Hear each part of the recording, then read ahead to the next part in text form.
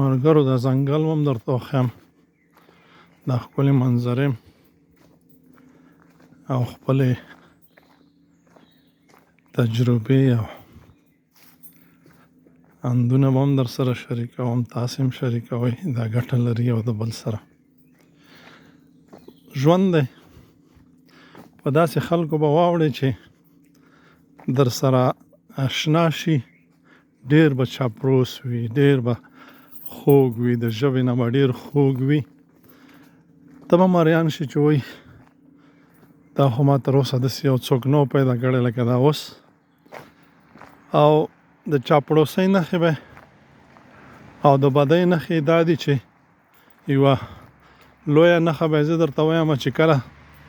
ستاسو زاړه ملګري، زاړه دوستان د تا سره یو ځای شي او دایم وي، ډېر زر زر به دی خپل کوښښ کوي چې هغوی وپېژندي او په نن وخت کې خو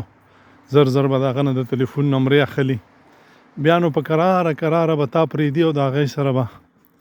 ځان نږدې کوي او ستونزې به هم درته جوړوي. ځکه یو اصیل انسان او یو پوه انسان هیڅ کله دا کار نه کوي چې ستا زاړه ملګري د وخت په راتلو ټول سره اشنا کېږي، خو په دغسې چالاکۍ او په دغسې چاپلوسۍ باندې دا د چاپلوسانو او د بدو خلکو پېژنګلو وي. دا ډېر زر پېژنئ، مه ورسره ژوند خرابوئ او مه ورسره وخت خرابوئ، تیکه ورکوئ، د خپل ژوند نه یې وباسئ.